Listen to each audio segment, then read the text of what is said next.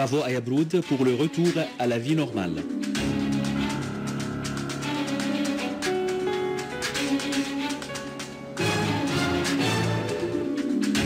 L'Assemblée du peuple adopte la loi sur les élections générales.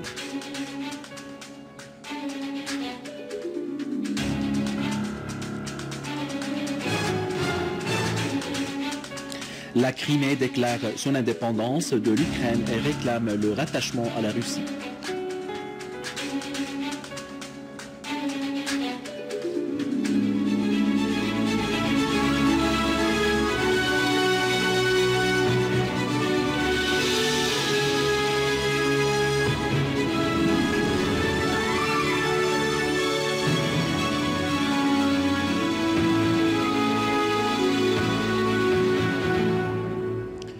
Mesdames et messieurs, bon après-midi et bienvenue à notre journal. Le drapeau de la République arabe syrienne a été hissé aujourd'hui au centre de la ville de Yabroud. Les chantiers de maintenance ont débuté le travail pour rétablir les services dans la ville. Des travaux de réhabilitation ont été effectués dans les réseaux électriques de haute tension qui avaient subi des actes de sabotage des groupes terroristes.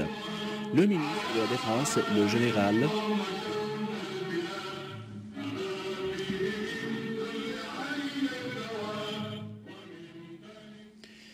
Pour sa part, le ministre de la Défense, le général Fahad Jassim Al-Frej, commandant en chef adjoint de l'armée et des forces armées, accompagné de nombre d'officiers du commandement général, a fait une tournée à Yabroud. Le général Frej a écouté des commandants sur le terrain un aperçu exhaustif sur le plan militaire qu'avaient exécuté des unités de l'armée arabe syrienne pour traquer les terroristes à Yabroud et à sa périphérie, tout en mettant en exergue le moral des soldats de l'armée arabe syrienne dans la défense de la patrie et du citoyen. Le général Frej a assuré que la Syrie et son peuple célébreront prochainement la grande victoire.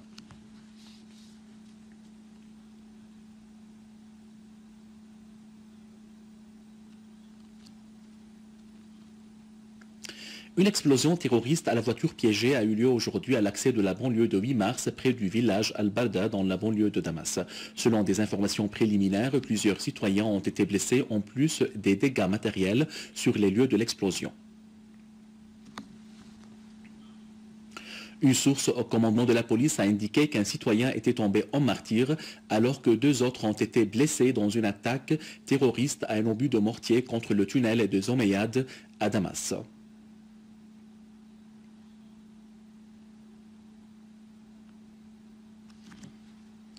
Dans le cadre des efforts déployés sans cesse par l'État pour libérer les personnes enlevées et connaître le sort des civils et militaires disparus, une unité des forces armées libère des citoyens kidnappés à Raqqa dans une opération spécifique. 42 citoyens enlevés, dont des officiers de la ville de Tabaqa dans le gouvernorat de Raqqa, ont été libérés après avoir été enlevés auparavant par les groupes terroristes armés. Dans la banlieue de Homs, une source militaire a indiqué qu'une unité de l'armée arabe syrienne avait infligé de lourdes pertes aux terroristes dans les 2 localités de Dar Kabira et de Khaldia. En outre, des unités de l'armée arabe syrienne ont détruit des véhicules dont certains étaient dotés de mitrailleuses lourdes à proximité du village de Chendfaya à Abu Qatour et Abu Taraha dans la localité de Job Jarrah à l'est de Homs, tuant nombre de terroristes et blessant d'autres. À Alep, des unités de l'armée arabe syrienne ont déjoué une tentative d'infiltration de terroristes à la zone de Sheikh Saïd, quartier d'Ash-Shahadine, tuant nombre d'eux et blessant d'autres. L'armée arabe syrienne a de même infligé de lourdes pertes aux terroristes en visant leurs repères à la périphérie de la prison centrale, à Hayan, à Hritan, à Jbeila, à Handarat, à Bani Zaid, à Salhiya, à Ashurfa, à Safra, à la périphérie de Koueres, à Ras Ma'boud, à Jdeida et Arbid, liquidant plusieurs d'entre eux. Dans la banlieue d'Idleb, des unités de l'armée arabe syrienne ont ciblé les rassemblements des terroristes à la périphérie d'Abu Trour, à Tal Fakhar, à Karmel et à Slejan, éliminant plusieurs terroristes et blessant d'autres. En signe d'appui à la mère patrie, un sit-in de solidarité a été organisé dans la ville d'Allentown, dans l'État de Pennsylvanie, aux États-Unis. Les ressortissants syriens résidant dans cette ville ont exprimé depuis l'église Saint-Georges pour les Grecs orthodoxes à Allentown leur solidarité avec les mères des martyrs de la patrie ainsi que leur appui à l'armée arabe syrienne. Et sur l'une des places de la ville, les ressortissants syriens se sont rassemblés exprimant leur attachement à l'esprit national face au plan colonialiste qui vise la Syrie. Alors que l'envoyé onusien pour la Syrie, Lakhdar Brahimi, poursuit ses rencontres avec les responsables iraniens à Téhéran, le vice-ministre iranien des Affaires étrangères pour les affaires arabes et africaines, Hossein Amir Abdullahian, a indiqué que son pays suit de près le règlement politique en Syrie avec la participation des Nations Unies et les autres parties concernées par la crise dans ce pays. Abdullahian a fait savoir que le règlement de la crise en Syrie est politique et que les Nations Unies peuvent jouer un rôle influent dans ce sens. Il a souligné que Téhéran formule 4 points pour les examiner avec Brahimi dans le but de les soumettre ensuite aux parties concernées par la crise. Il a ajouté que l'initiative iranienne se base sur le règlement politique de la crise et insiste sur la souveraineté nationale syrienne ainsi que sur l'opinion du peuple syrien via des élections démocratiques.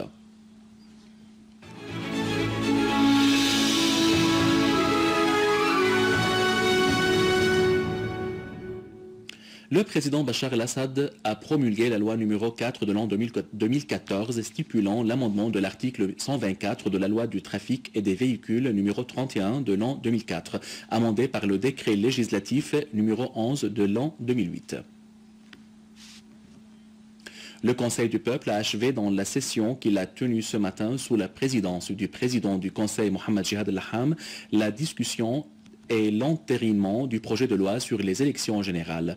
Et il a entériné tous ces articles après l'entérinement aujourd'hui des articles de 105 à 129 ayant trait à l'élection des Syriens non résidant sur le territoire syrien et des peines et des règlements finaux. Le ministère de la Santé et l'Organisation mondiale de la santé ont signé un accord de coopération bilatérale pour soutenir le secteur sanitaire jusqu'au 2015. Cet accord s'inscrit dans le cadre de la contribution de l'Organisation mondiale de la santé à la mise en œuvre du plan national pour le développement sanitaire via le programme de la coopération bilatérale pendant les 2 années en cours et prochaines et se centrera sur les plus importants domaines dans le secteur sanitaire, à savoir la pédiatrie, la santé de procréation et les maladies transmissibles et chroniques. A signalé que l'OMS octroie tout appui technique au ministère de la Santé pour sauvegarder la santé publique et stabiliser la sécurité sanitaire. L'armée libanaise a réussi à faire exploser une voiture piégée sur une route secondaire entre les régions de Ras Balbak et Al-Faka. Selon l'Agence nationale libanaise de l'information, les soldats de l'armée libanaise ont fait exploser la voiture de type Jeep Cherokee bourrée d'explosifs en la visant par une roquette après son encerclement et la fuite de ceux qui étaient à bord. À son tour, la chaîne Al-Manar a indiqué que la personne qui conduisait la voiture l'a cachée dans un des vergers entre les 2 régions Ras Balbak et Al-Faka, en prélude à la faire entrer dans une des régions. Or, les services de sécurité ont repéré la voiture et ils l'ont fait exploser, faisant éviter à la région une nouvelle catastrophe quelques heures après l'explosion d'une voiture piégée dans la Bekaa. Le Conseil suprême de la péninsule de la Crimée a adopté aujourd'hui, dans une session extraordinaire à laquelle ont assisté la totalité de ses membres, une décision déclarant son indépendance de la République de la Crimée de l'Ukraine. La décision appelle les Nations Unies, les pays du monde, à reconnaître ce pays indépendant suite au référendum qui s'est déroulé hier et auquel 96% des votants se sont prononcés en faveur du rattachement à la Russie.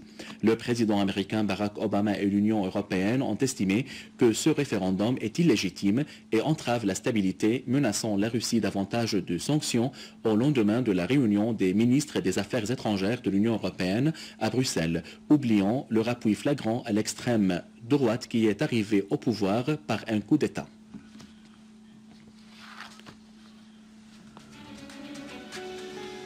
Travaux à Yabroud pour le retour à la vie normale.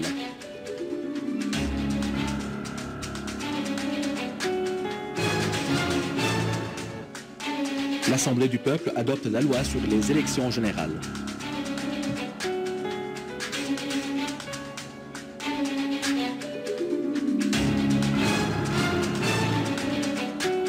La Crimée déclare son indépendance de l'Ukraine et réclame le rattachement à la Russie.